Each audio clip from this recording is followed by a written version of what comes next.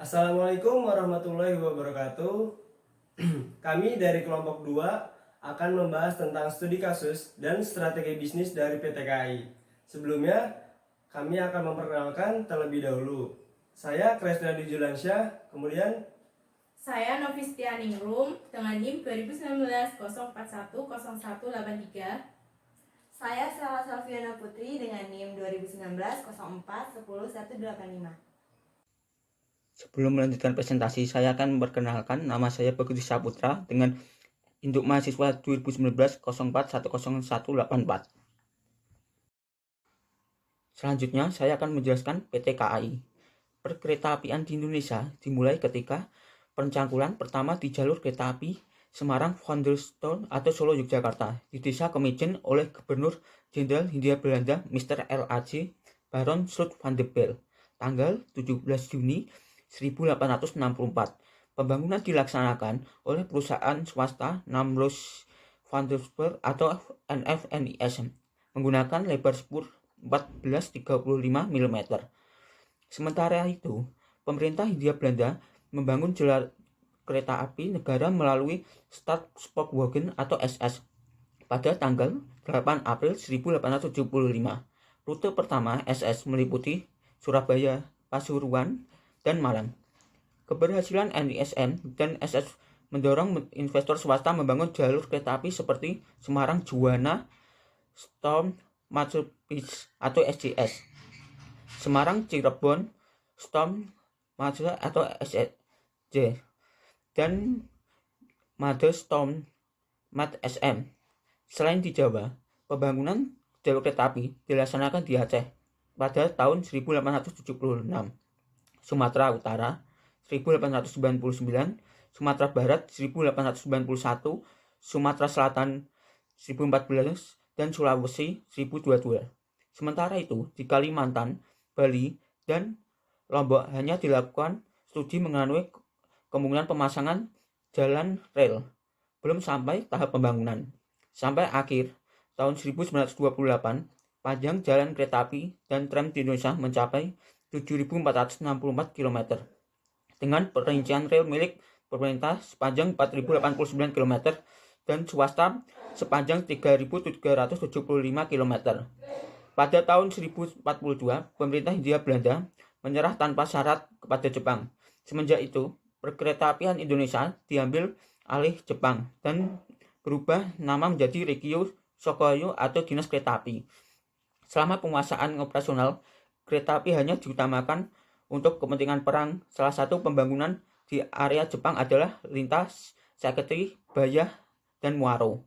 Pekanbaru untuk pengangkutan hasil tambang batu bara guna menjalankan mesin-mesin perang mereka. Namun, Jepang juga melakukan pembongkaran rel sepanjang 473 km yang diangkut ke Buma untuk pembangunan kereta api di sana. Setelah Indonesia mengproklamasikan kemerdekaan pada tanggal 17 Agustus 1945, beberapa hari kemudian dilakukan pengambilan stasiun dan kantor pusat kereta api yang dikuasai Jepang. Puncaknya adalah pengambilan alih kantor pusat kereta api Bandung pada tanggal 28 September 1945. Kini diperingati sebagai Hari Kereta Api Indonesia. Hal ini sekaligus menandai berdirinya Jawaran Kereta Api Republik Indonesia atau Dakari. Ketika Belanda kembali ke Indonesia tahun 1046, Belanda membentuk kembali perkeretaapian Indonesia bernama SF atau FS, gabungan SS dan seluruh perusahaan kereta api swasta kecuali DSM. Berdasarkan perjanjian dan damai konversi meja bundar Desember 1949, dilaksanakan pengambilan aset-aset milik pemerintah Hindia Belanda. Pengalihan dalam bentuk penggabungan antara Dekari dan SF atau FS menjadi Jawan Kereta Api atau DKA tahun 1950. Pada tanggal 20 Mei, DKA menjadi perusahaan negara kereta api atau PNK. Pada tahun tersebut, mulai transformasi perkereta Indonesia sebagai sarana transportasi andalan guna mewujudkan kesejahteraan bangsa tanah air. Selanjutnya, pemerintah mengubah struktur PNK menjadi Perusahaan Jawar Kereta Api atau PJA tahun 1971. Dalam rangka meningkatkan pelayanan jasa angkutan, PJKA berubah menjadi Perusahaan Umum Kereta Perumka tahun 1991. Perumka berubah menjadi Perseroan Terbatas atau PT Kereta Api Indonesia Persero pada tahun 1998. Saat ini, PT KAI memiliki 7 anak perusahaan grup, yakni KAI Service tahun 2003, KAI Bandara 2006, KAI Komputer 2008, KAI Wisata 2019, KAI Logistik tahun 2019, KAI Properti 2019, dan yang terakhir PT Pilar Sinergi BUMN tahun 2015. PT KAI mempunyai visi misi. Yang pertama, visi menjadi solusi ekosistem transportasi terbaik di Indonesia. Misi untuk menyediakan sistem transportasi yang aman, efisien, berbasis digital, dan berkembang pesat untuk memenuhi kebutuhan pelanggan. Yang kedua, untuk mengembangkan solusi transportasi massal yang integritas melalui investasi dalam sumber daya manusia, infrastruktur, dan teknologi. Yang ketiga, untuk memajukan pembangunan nasional melalui kemitraan dengan para pemangku kepentingan, termasuk memperkasai melaksanakan pembangunan infrastruktur penting terkait transportasi. Nah, selanjutnya saya akan membahas nilai utama PT KAI. Yang pertama, integritas. Apa itu integritas?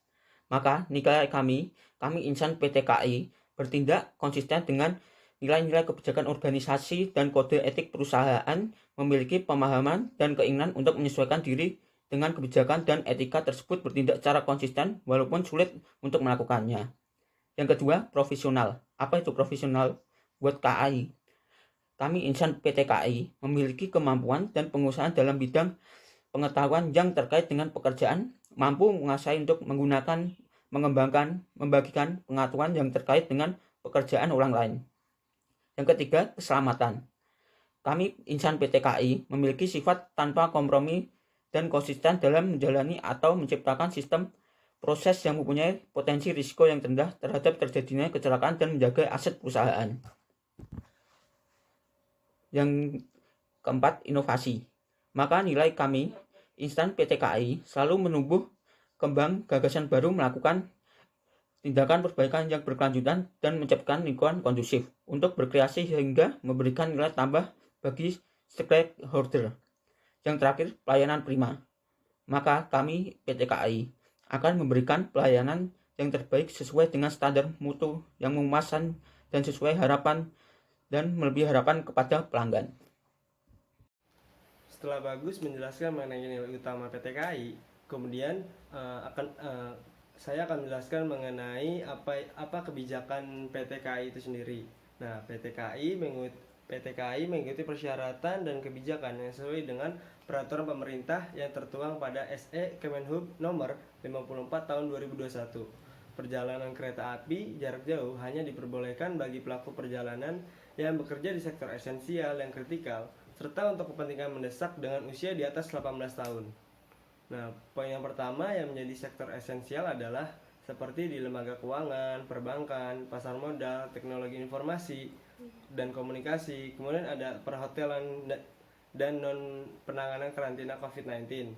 Sementara untuk sektor kritikal adalah di bagian kesehatan, keamanan, dan ketertiban masyarakat. Kemudian ada penanganan bencana, energi, logistik, transportasi, dan distribusi. Nah, sedangkan yang poin yang ketiga itu dengan kepentingan mendesak, yaitu seperti pasien dengan kondisi sakit keras, ibu hamil yang didampingi oleh satu orang, kemudian kepentingan persalinan yang didampingi maksimal 2 orang, dan pengantar jenazah non COVID-19 dengan jumlah maksimal 5 orang. Nah, di sini ada 5 jenis keluhan. Nah, keluhan yang pertama yaitu keluhan rute dan jadwal kereta. Nah, dan untuk stasiun Gambir itu ada 43 keluhan. Kemudian untuk stasiun Pasar Senen yaitu ada 1 keluhan. Kemudian untuk stasiun Bekasi dan Jakarta Kota itu tidak ada. Kemudian masuk ke keluhan yang kedua yaitu keluhan loket. Nah, untuk stasiun Gambir ada 22 keluhan. Kemudian untuk stasiun Pasar Senen itu ada 2 keluhan. Kemudian masuk ke stasiun Bekasi itu tidak ada. Kemudian untuk stasiun Jakarta Kota itu ada 1 keluhan. Kemudian masuk ke jenis keluhan yang ketiga, yaitu keluhan refund. Nah, di sini untuk stasiun Gambir itu ada 18 keluhan. Kemudian untuk stasiun Pasar Senen itu ada 3 keluhan, dan untuk Bekasi dan Jakarta Kota itu tidak ada. Untuk keluhan yang keempat yaitu keluhan lain, dan untuk stasiun Gambir yaitu ada 40 keluhan. Kemudian untuk stasiun Pasar Senen itu ada 10 keluhan. Kemudian masuk ke stasiun Bekasi itu tidak ada keluhan. Kemudian masuk ke stasiun Jakarta Kota itu ada 2 keluhan. Kemudian masuk ke keluhan yang kelima, yaitu keluhan aplikasi KAI Akses. Nah, untuk stasiun Gambir itu ada 23 keluhan. Dan untuk Pasar Senen itu ada 89 keluhan. Kemudian masuk ke Bekasi dan Jakarta Kota itu ada 2 keluhan. Di sini kami akan membahas kasus PT KAI. Yang pertama, menurunnya penumpang KAI karena COVID-19. Kemudian yang kedua, adanya kebijakan PPKM yang menyebabkan pembatasan penumpang dan pembatalan tiket penumpang. Kemudian yang ketiga, banyaknya keluhan konsumen pada aplikasi KAI Akses karena terjadi kegagalan ketika pembayaran tiket. Kemudian yang keempat, terlalu banyak persyaratan kebijakan untuk penumpang KAI sehingga konsumen lebih memilih transportasi lain karena persyaratannya lebih mudah. Pada kasus 1, menurunnya penumpang KAI. Nah, PT Kereta Api Indonesia atau KAI menyatakan pendapatan penumpang harian anjlok akibat dari pandemi virus corona atau COVID-19. Hal ini sejalan dengan menurunnya volume penumpang selama masa pandemi berlangsung. Direktur Utama PT KAI Edi Sukmoro menyatakan pendapatan penumpang harian rata-rata KAI pada kuartal 1 tahun 2020 sebesar 21 miliar 13 juta. Adapun puncak pendapatan harian terjadi pada tanggal 2 Januari tahun 2020 mencapai 38 miliar 82 juta. Namun, pendapatan penumpang harian tersebut terus tergerus seiring waktu. Berikut ini adalah lanjutan kasus di awal. Di awal pandemi terjadi, PT KAI melakukan pengurangan kereta api. Sementara masyarakat yang sudah melakukan pemesanan tiket otomatis terjadi pembatalan tiket sehingga menimbulkan keluhan bagi para pelanggan.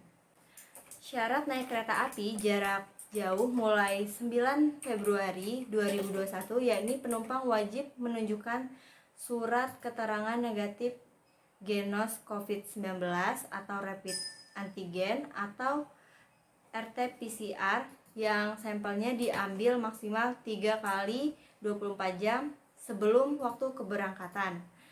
Sedangkan selama libur panjang atau libur keagamaan, sampel tes diambil dalam waktu maksimal 1 kali 24 jam sebelum jam keberangkatan kereta api. Studi kasus 3 PT KAI. Sejumlah konsumen mengeluhkan proses refund tiket yang dilakukan oleh PT KAI. Selain karena proses yang berbelit, sebagian lainnya mengeluhkan masalah waktu pencairan pengembalian uang tiket. Pengembalian uang tiket ini dikarenakan batalnya ratusan perjalanan kereta api terkait pandemi virus corona. Keluhan konsumen mengenai refund tiket kereta ini disampaikan ke akun resmi Twitter PT KAI yaitu @ki12.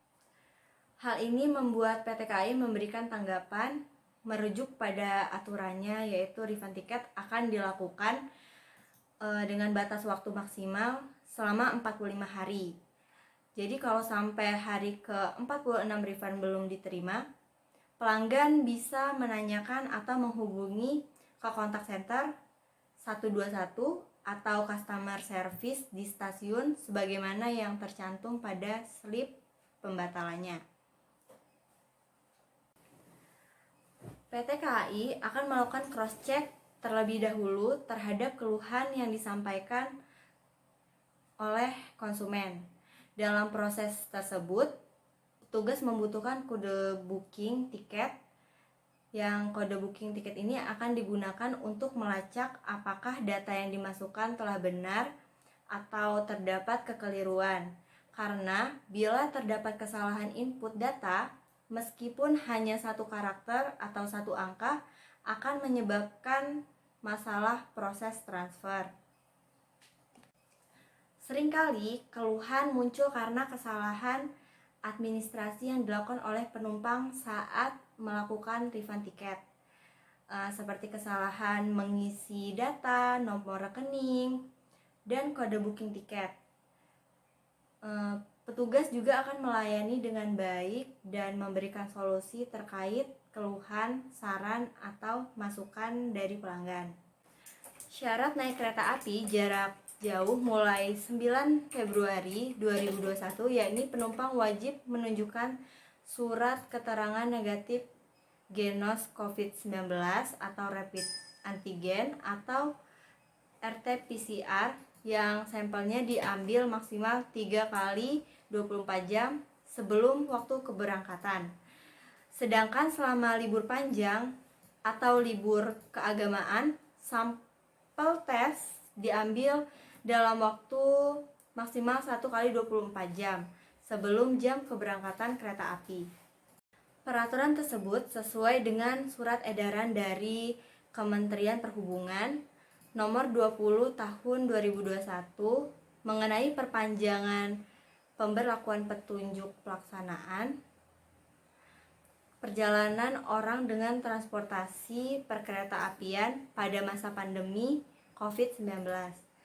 Dan sesuai dengan surat edaran yang dikeluarkan oleh Satgas Penanganan COVID-19 nomor 7 tahun 2021 mengenai perpanjangan ketentuan perjalanan orang dalam negeri pada masa pandemi COVID-19. Krisis pada perusahaan di masa pandemi COVID-19 ini terjadi hampir pada semua perusahaan dalam berbagai bidang pelayanan, termasuk pada perusahaan jasa transportasi. Krisis manajemen pada jasa transportasi hampir terjadi pada semua moda transportasi yang ada di Indonesia, baik pada jalur darat, laut, maupun udara. Di tengah pembatasan yang terjadi selama lebih dari setahun, ketersediaan transportasi yang bisa diandalkan menjadi sangat terbatas. Karena tak dapat dipungkiri, ada sebagian orang yang dengan alasan mendesak tetap perlu melakukan perjalanan antar wilayah. Nah, berikut ini strategi PT KAI dalam menghadapi masa pandemi. Di saat pendapatan perusahaan menurun akibat berkurangnya penumpang. Yang pertama ada strategi aksi dengan cepat, proaktif, dan tanggap. Strategi ini diterapkan oleh PT KAI pada saat terjadi handling complaint atau keluhan pelanggan. Setelah pihak pelayanan perusahaan dapat mengidentifikasi permasalahan yang dikeluhkan pelanggan, maka secepat mungkin harus ditangani. Bila perlu melibatkan manajemen puncak, karena biasanya pelanggan lebih suka apabila keluhan mereka ditangani dan diperhatikan oleh orang-orang yang memiliki kekuasaan atau wewenang. Untuk pelanggan yang terdampak langsung akan di-SMS oleh customer service yang menangani keluhan pelanggan di lapangan atau customer service akan berkomunikasi langsung dengan pelanggan tersebut. Sedangkan bagi pelanggan yang tidak terdampak langsung diinformasikan menggunakan media announcement untuk pelanggan di luar stasiun. PT KAI melakukan konferensi pers secara virtual dan penyebaran rilis. Strategi yang kedua, PT KAI menerapkan Protect Our People. PT KAI memastikan para penumpang tetap memperoleh pelayanan optimal meskipun dalam protokol kesehatan ketat dan pembatasan. Fasilitas yang disediakan KAI lengkap demi menjaga keseimbangan agar pelayanan yang diberikan kepada penumpang tetap nyaman namun dengan tetap menjaga protokol kesehatan sebagai upaya menekan rantai penularan virus COVID-19. KAI pun membatasi jumlah maksimal pelanggan di dalam kereta yaitu dari 70% untuk rute jarak jauh, 50% untuk rute lokal, dan 30% untuk KRL. Seluruh upaya itu juga didukung dengan penerapan prokes ketat di lingkungan stasiun seperti mengecek suhu tubuh, menggunakan masker, dan menjaga jarak. Berbagai fasilitas juga KAI sediakan untuk pelanggan sebagai bentuk adaptasi kebiasaan baru, seperti menyediakan wastafel portable dan hand sanitizer. dan memberikan health ticket untuk penumpang jarak jauh. Selain itu, untuk mengurangi mobilitas dan kontak fisik, KAI menambah fitur pada aplikasi KAI Akses sehingga pelanggan dapat mengatur perjalanannya secara online tanpa perlu ke stasiun. Strategi yang ketiga yaitu PT KAI melakukan strategi bisnis adaptasi. Nah, jika sebelumnya penjualan tiket dari penumpang adalah sumber pendapatan utama, KAI memiliki cara sendiri untuk menekan beban keuangan yang dapat menjaga keseimbangan neraca keuangan. Cara yang dilakukan adalah merubah strategi bisnis dengan melakukan adaptasi. Di luar bisnis angkutan penumpang, KAI mengoptimalkan bisnis angkutan barang untuk menjaga performa bisnis selama pandemi COVID-19 ini. Nah, adaptasi yang dilakukan antara lain bekerja sama dengan PT Semen Indonesia dan terhubungnya layanan KA atau kereta api ke pelabuhan. Strategi selanjutnya yang keempat, membangun kapasitas meningkatkan pendapatan. PT KAI memperkenalkan kereta api ekspres, di mana KAI sekarang masuk ke segmen-segmen langsung ke customer, menyediakan layanan terbaru berupa membership, di mana setiap penumpang yang membeli tiket akan mendapatkan poin yang bisa digunakan untuk membeli tiket kembali atau digunakan dengan mitra KAI.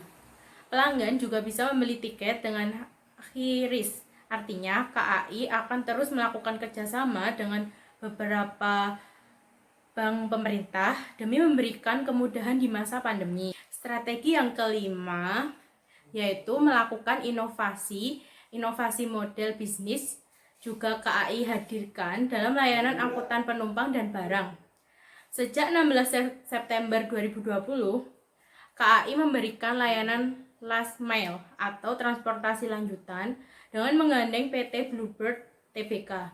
Dengan adanya integrasi layanan ini, KAI memberikan aksesibilitas ekstra bagi para pelanggan kereta api jarak jauh yang menggunakan aplikasi KAI Akses dan pelanggan Rail Express.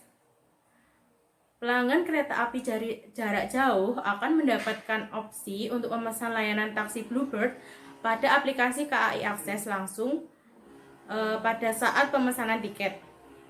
Hadirnya layanan ini akan memberikan kepastian dan kenyamanan lebih bagi pelanggan. Nah, bagi pelanggan Rail Express, barang yang dikirim dapat langsung di pick up oleh taksi Bluebird dari stasiun kedatangan langsung ke tujuan akhir pengiriman. Sehingga penerima barang tidak perlu repot-repot datang ke stasiun untuk mengambil barangnya. Integrasi layanan pada aplikasi KAI Akses ini dan layanan Rail Express sebagai upaya KAI untuk membentuk suatu ekosistem transportasi secara menyeluruh. Oke teman-teman, ini adalah strategi terakhir dari PT KAI, yaitu cutting cost. Efisiensi semaksimal mungkin dalam masa krisis seperti ini. Pada saat krisis COVID-19 harus disiasati dengan cepat, beradaptasi, dan memonitor cash flow secara harian. Pemotongan efisiensi biaya dan melakukan cost reduction, artinya apabila ada biaya yang tidak penting, maka akan biaya tersebut dipotong. Demikian penjelasan dari kelompok kami. Semoga bermanfaat. Terima kasih. Wassalamualaikum warahmatullahi wabarakatuh.